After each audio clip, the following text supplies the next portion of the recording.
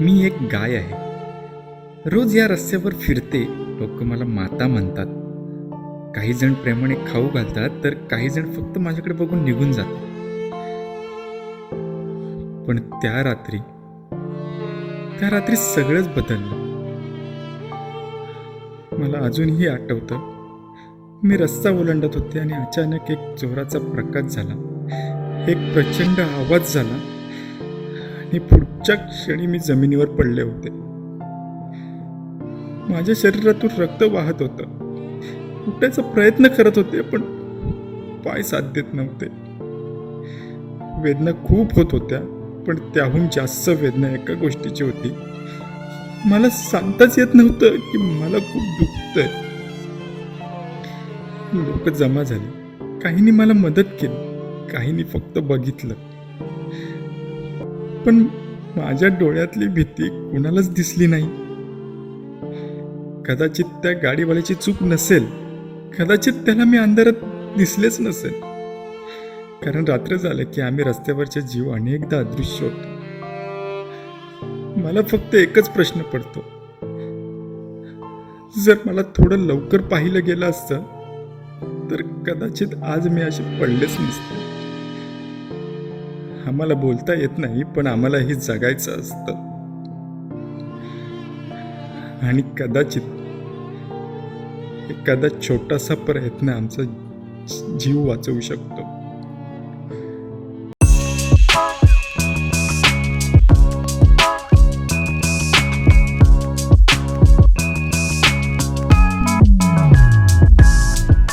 So हे guys, मी हिमांशू तुमचं स्वागत करतो माझ्या न्यू ब्लॉगमध्ये. आणि गाईज, तुम्ही माझा बड्डेचा ब्लॉग बघितलाच असेल. खूप जणांनी बघितला माझा बड्डेचा ब्लॉग आणि खूप सारे मेसेज आले मला, खूप सारे कमेंट्स आले इन्स्टाला, यूट्यूबला. त्यामुळे ते सगळे कमेंट्स वगैरे वाचून मला खरंच खूप भारी वाटलं.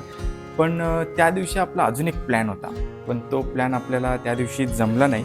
कारण की आपण एक गोष्ट मागवली होती, ती गोष्ट त्या दिवशी आलीच नाही. तर ती काय होती गोष्ट ते मी तुम्हाला सांगतो. की आता आपण स्ट्रीट डॉगसाठी आपण जेवण वगैरे बनवून त्यांना खायला वगैरे घातलं बड्डेच्या दिवशी. त्याच दिवशी माझा एक असा प्लॅन होता की जे रस्त्यावरती जे गाई गुरं वगैरे फिरतात खाण्यासाठी किंवा कशासाठी, सो ते रात्रीच्या वेळी काही वाहन चालकांना दिसत नाहीत आणि बऱ्याचदा असंही होतं की त्यांचे ॲक्सिडेंट वगैरे होतात. तर त्यांच्यासाठी मी एक रेडियम बेल्ट मागवले होते आणि ते रेडियम बेल्ट राजस्थानवरनं येणार होते. सो राजस्थानवरनं कशासाठी ते मी तुम्हाला सगळं सांगतोच सविस्तर पुढे, कारण की त्यामागे खूप मोठी स्टोरी आहे. तर ते रेडियम बेल्ट राजस्थानवरनं येणार होते. तर काही काळामुळे ते उशीर झालं, त्यामुळे ते माझ्या बड्डेच्या दिवशी ते योगायोग जुळून आला नाही. सो फायनली आता ते बेल्ट माझ्याकडे आलेले आहेत. सो आता त्या बेल्टचा आपण कसा उपयोग करणार आहे ते मी तुम्हाला ह्या ब्लॉगमध्ये दाखवणार आहे. त्यामुळे हा ब्लॉग तुम्ही पूर्ण बघा. आणि ह्या ब्लॉगमध्ये मी काहीतरी वेगळं करायचा प्रयत्न केला, कारण की दर टायमाला तुम्ही माझ्या पॉईंट ऑफ व्ह्यूने बघता किंवा माणसांच्या पॉईंट ऑफ व्ह्यूने बघता. सो मी आता ह्या ब्लॉगमध्ये कोणाच्या तरी वेगळ्या पॉईंट ऑफ व्ह्यूने कसं दिसतं हे सगळं जग आणि किंवा हे सगळ्या गोष्टी, सो ते मी दाखवण्याचा प्रयत्न करणार आहे. सो हा ब्लॉग तुम्हाला कसा वाटेल पूर्ण हा ब्लॉग बघा आणि कसा वाटेल ते मला ह्या कमेंटमध्ये, यूट्यूबच्या कमेंटमध्ये मला नक्की सांगा. सो चला, जास्त वेळ न लावता आपण लगेचच निघू हे सगळं काम करण्यासाठी. मी माझ्या मित्रांना फोन लावलं होतं, सो ते पण येत आहेत मला मदत करण्यासाठी. सो चला, जास्त वेळ न लावता आपण लगेचच निघू. आम्ही रोज या रस्त्यावर फिरत असतो. कदाचित कुठे काही खायला मिळेल या आशेने. दिवसा सूर्यप्रकाश असतो, त्यामुळे आम्ही अनेक वाहन चालकांना दिसतो. पण रात्र झाली की आमचा संघर्ष सुरू होतो. पोटाची भूक भागवण्यासाठी आम्ही पुन्हा त्याच रस्त्यावर येतो, पण अंधारात अनेकदा आम्ही कोणाच्या नजरेतच पडत नाही. आणि मग एका क्षणात एक अपघात घडतो. चूक कोणाचीही असो हे महत्वाचं नसतं, पण जखमा मात्र आमच्या शरीरावर आणि भीती आमच्या मनात कायम राहते. पण त्या दिवशी काहीतरी वेगळं घडलं. माहीत नाही तो मुलगा कोण होता, त्याच्यासोबत आलेली ती माणसं कोण होती आणि त्यांनी आमच्या मनातली ही वेदना कशी ऐकली असेल आम्हाला माहीत नाही. त्यांच्या हातात काहीतरी होतं, जे प्रकाश पडताच चमकत होतं. सुरुवातीला आम्हाला ही भीती वाटली, कारण अनेक वेळा काही लोक आमच्या जवळ येतात तेव्हा त्यांचा हेतू चांगला असेलच असे नाही. म्हणून त्या दिवशीही आम्ही तेच केलं. म्हणून कधी कधी आम्ही स्वतःचं रक्षण करण्यासाठी त्यांना दूर करण्याचा प्रयत्न करतो. पण त्या दिवशी काहीतरी वेगळं जाणवलं. त्या मुलाच्या हातात इजा नव्हती, तर काळजी होती. त्या स्पर्शात भीती नव्हती, आपुलकी होती. त्याने आम्हाला खाऊ घातलं आणि तो चमकणारा पट्टा आमच्या गळ्यात बांधला. कदाचित त्याला आमची भाषा समजत नसेल आणि आम्हाला त्याची, पण त्या एका क्षणात माणुसकीची भाषा दोघांनाही समजली.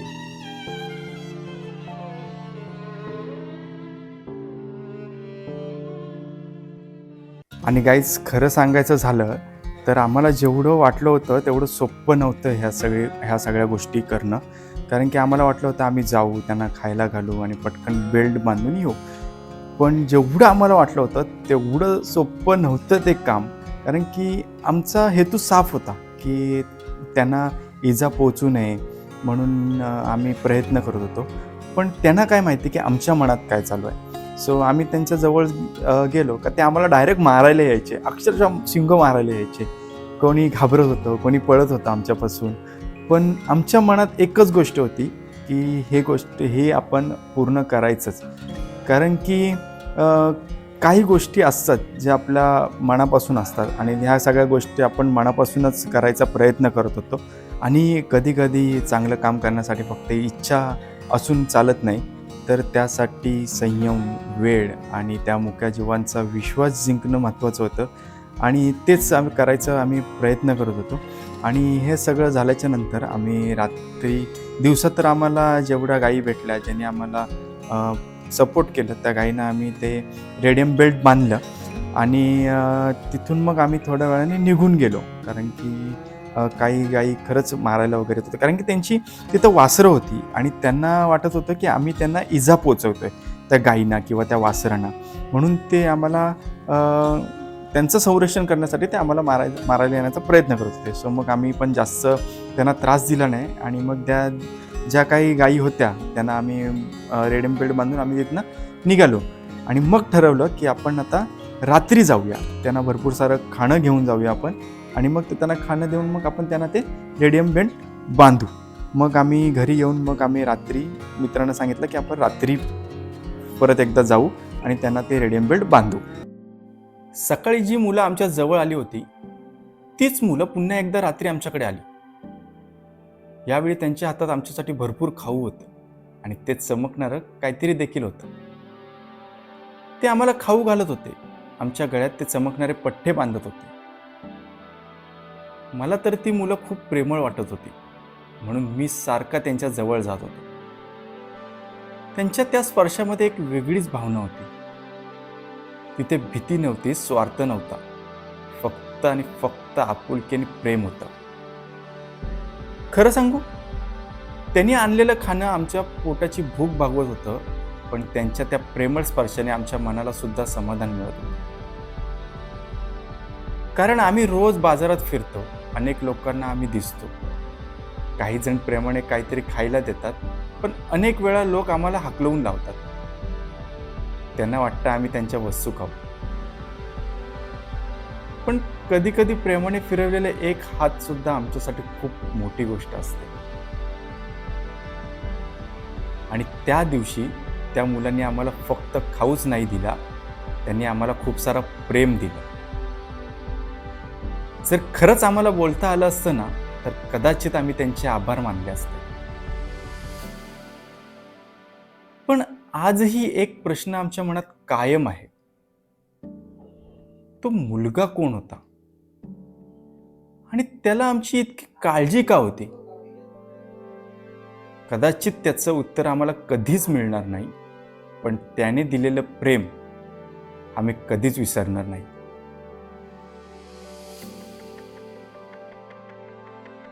आणि गाईस, त्या गायींच्या मनात एक प्रश्न कायम राहील की तो मुलगा कोण होता, त्याला आपली एवढी काळजी का? तर मला त्यांची एवढी काळजी का आणि हे असं मधूनच का मी निवडले ह्या सगळ्या गोष्टी, तर मी तुम्हाला एक सांगतो की माझा बड्डे होता 31 मेला आणि त्याच्याबरोबर दीड आठवडा आधी आहे ना एक ॲक्सिडेंट झाला होता गाईचा आपल्या मुंबई गोवा हायवेला. सो आपल्या महाडमधले जे काही गोरक्षक होते त्यांनी तिथं जाऊन त्या गाईला उचललं, तिच्यासाठी उपचार वगैरे केले. त्या सगळ्या गोष्टी त्यांनी केल्या त्यांच्या परीने.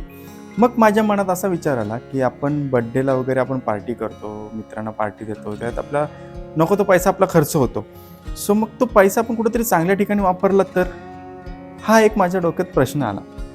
तर मग मी बऱ्याच ठिकाणी ते रेडियम बेल्ट शोधण्याचा प्रयत्न केला. महाडमध्ये तर अशी एक जागा नाही आहे की मी ते रेडियम बेल्ट शोधले नाही.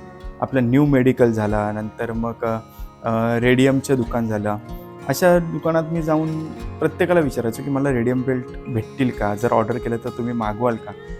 तर एवढंच नाही तर मी मुंबईला पण शोधले. मी माझ्या आत्याच्या मुलाने पण मला खूप मदत केली. त्यांनी पण त्याच्या साईटला पण खूप सारे रेडियम बेल्ट शोधले.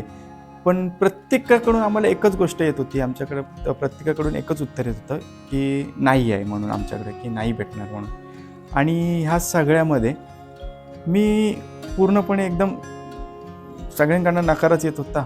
आणि मग मी हेच सोडून दिले, आशा सोडून दिली की. आणि माझा ज्या दिवशी बड्डे होता मग त्या दिवशी मी ठरवलं की चल रेडियम बेल्ट नाही तर कुत्री आहेत त्यांना आपण जेवण बनवून आपण त्यांना खायला घालू. आणि मी माझ्या बड्डेच्या दिवशी ते केलं मी की जेवण बनवून कुत्र्यांना सगळं जे स्ट्रीट डॉग असतात त्यांना आपण मी खायला घातलं.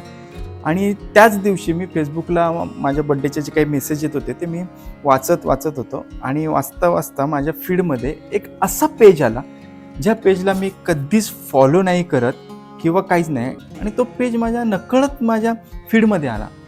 आणि माहीत नाही देवाचीच इच्छा असेल म्हणून.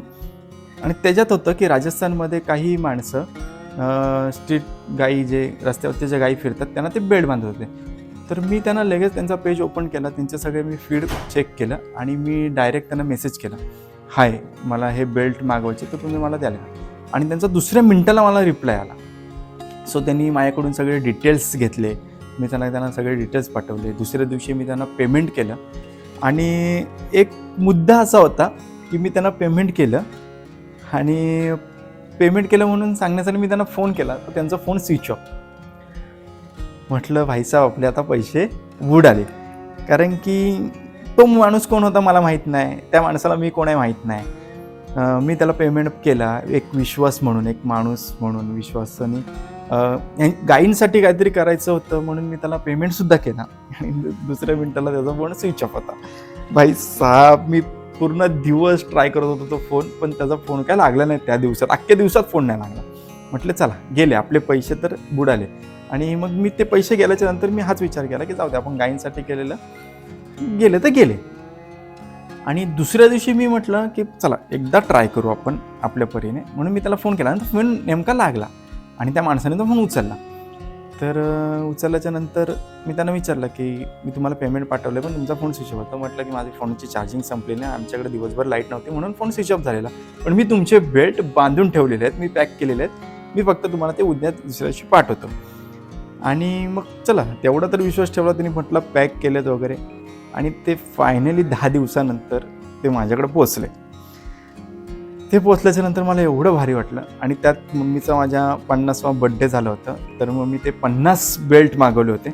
बोललो माझ्या परीने जेवढं होईल तेवढं मी करीन. 50 जर गाई पॉसिबल झाल्या तर मी ते 50 गाईंना घालीन. सो ते बेल्ट माझ्याकडे आता आलेले आहेत आणि मी ते घालायचा प्रयत्न करतोय प्रत्येकाला. जसं होईल माझ्या परीने तसं मी ते घालतोय. 50 गाईंना घालायचा माझा टार्गेट आहे. हळूहळू मी ह्या सगळ्या गोष्टी करतोय. माझे मित्र मला साथ देत आहेत. सो बस आता ह्याच्यापेक्षा मला बड्डे गिफ्ट काहीच चांगलं भेटू शकतो.